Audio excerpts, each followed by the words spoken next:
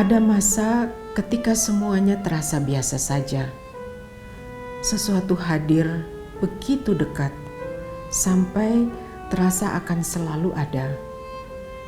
Waktu berjalan, lalu jarak mengubah cara melihat. Apa yang dulu akrab, perlahan menjadi sesuatu yang perlu dikenali kembali. Saya kembali berdiri di hadapan karya-karya ini, melihat sesuatu yang lahir jauh sebelum saya mengenalnya sebagai sosok yang dekat. Rasanya seperti bertemu kembali, bukan dengan sesuatu yang baru, tetapi dengan seseorang yang belum pernah benar-benar selesai saya pahami.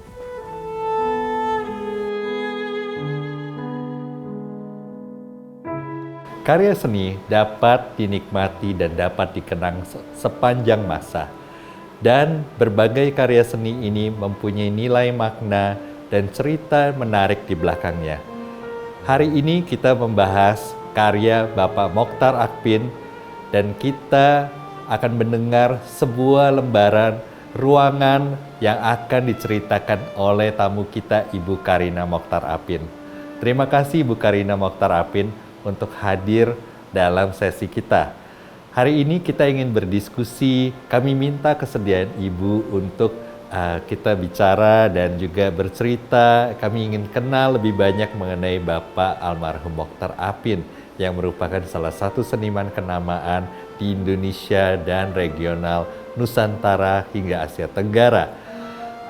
Menurut Ibu, saya tahu Bapak Mokhtar Akpin ini saat ini sangat dikenal dengan karya-karyanya yang bertema nuditas. Tapi kita tahu juga bahwa karya Bapak Mokhtar Akpin melebihi karya nuditas. Saya tahu nuditas pada tahun 50-an itu dapat dipelajari dengan yang terbaik di Paris.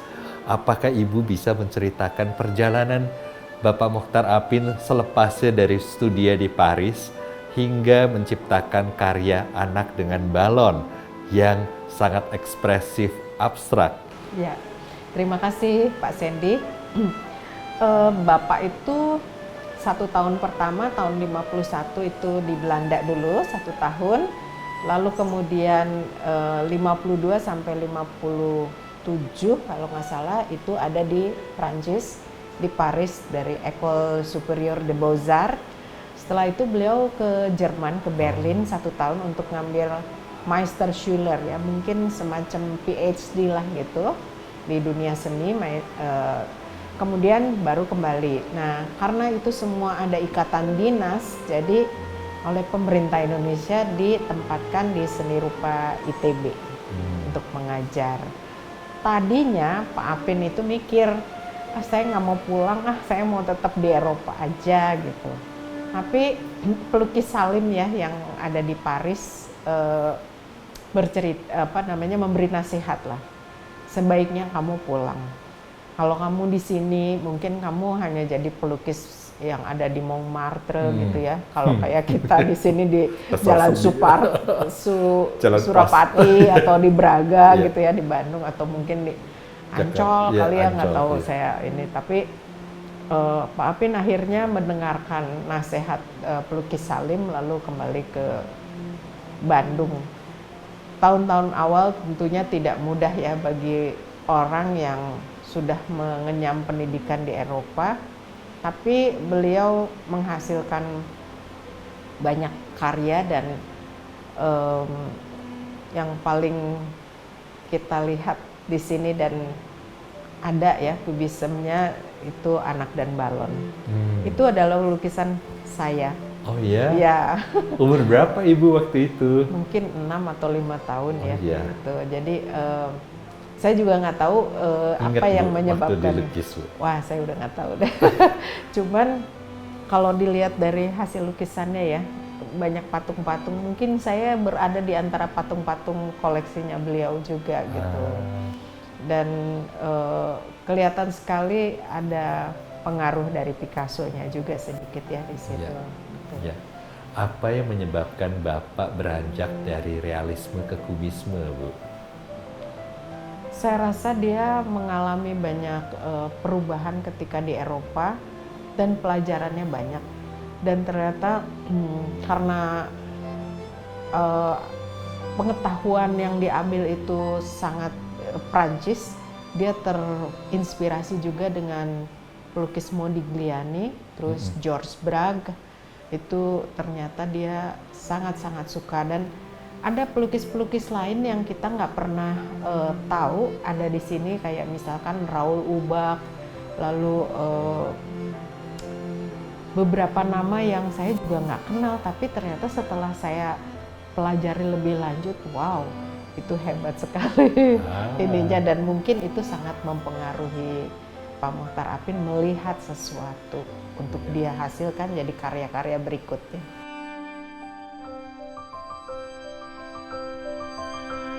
Misal Ibu terpejam mata lalu membayangkan, saya sebut nama Mochtar Apin, yang Ibu kebayang sosok ayah atau sosok seniman, Bu? Tentu sosok ayah ya, karena dia adalah ayah saya. Dan beliau adalah orang yang hangat, yang menjadi teman, walaupun tentu juga dia cukup serius dan agak keras ya sebagai seorang ayah. Tapi pada akhirnya dia bisa menjadi teman diskusi yang pengetahuannya sangat luas. Kalau boleh kita minta, Bu, apa momen Ibu bersama ayah yang paling spesial, yang Ibu paling ingat? Wow, banyak ya. Satu aja, Bu, kalau boleh di-share. Jadi gini, ayah saya itu baru bisa menyetir mobil setelah kembali dari Eropa kayaknya. Dan akhirnya mungkin punya mobil yang merek Fiat ya kalau nggak salah. Kita Eropa ya, Bu, Eropa banget. Dan kita bisa membuka bagian atapnya tuh untuk bisa mengeluarkan kepala. Kita rasanya bahagia banget, anak-anak kami bertiga bersaudara dan perempuan semua. Dan kami bisa mengeluarkan kepala kami, dan si Pak Mochtar Apin menyetir dan istrinya di sebelah ya, ibu kami gitu. Jadi ya jaraknya tidak terlalu jauh dari rumah ke ITB, kan hanya beberapa menit. Tapi itu udah satu momen yang menarik banget, dan tanpa harus mengeluarkan biaya besar sudah cukup itu. Sangat menarik ya, the Indonesian dream ya, Bu ya. Kuliah di luar negeri, pulang punya rumah, punya mobil, dapat kerjaan. Betul. Sangat Indonesian dream.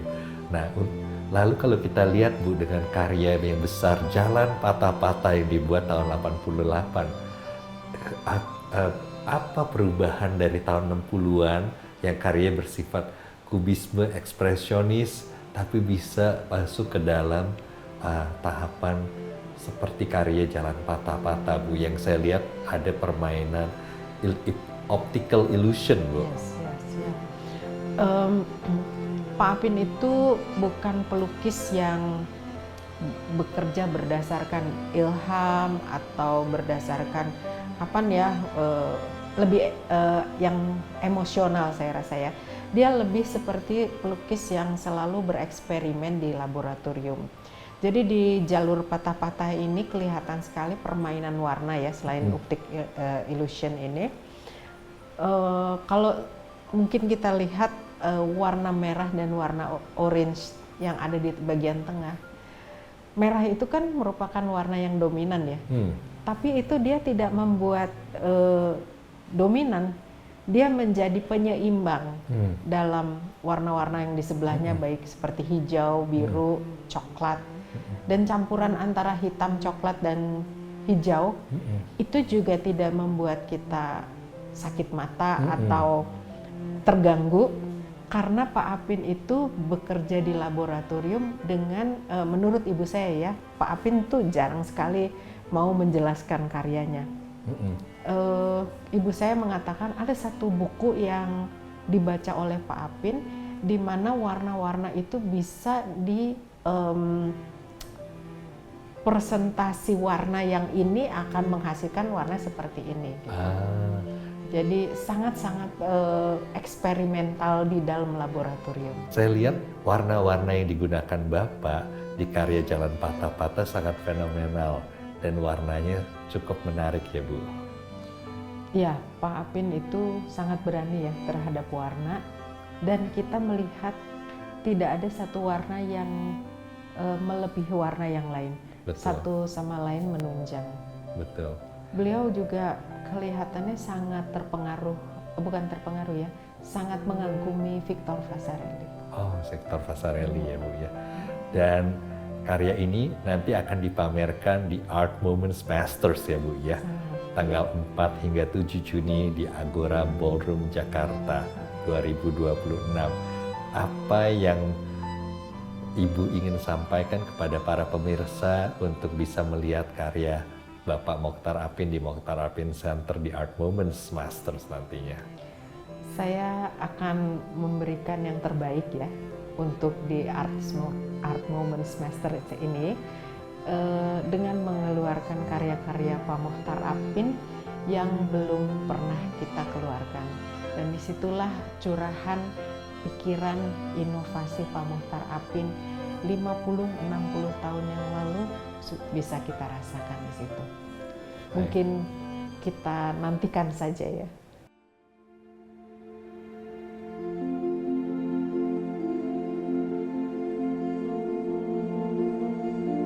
Ada perpisahan yang selesai ketika seseorang pergi. Ada pula yang terus berlangsung karena yang ditinggalkan masih hidup dalam banyak bentuk. Saya rasa Mokhtar Apin hadir seperti itu. Tidak hanya melalui karya-karyanya, tetapi juga melalui cara berpikir yang terus bergerak. Melalui caranya, beliau mewariskan pemahaman tentang posisi, jati diri, dan identitas. Bahwa semua itu mungkin lahir dari komitmen, integritas, serta keberanian untuk menjelajah, mencoba, dan meramu kemungkinan baru. Dari sana pengalaman tumbuh, perjalanan kreatif hadir, dan beberapa jejak memilih untuk tetap bersama. Mungkin itulah perpisahan yang tidak pernah benar-benar selesai, setidaknya bagi saya.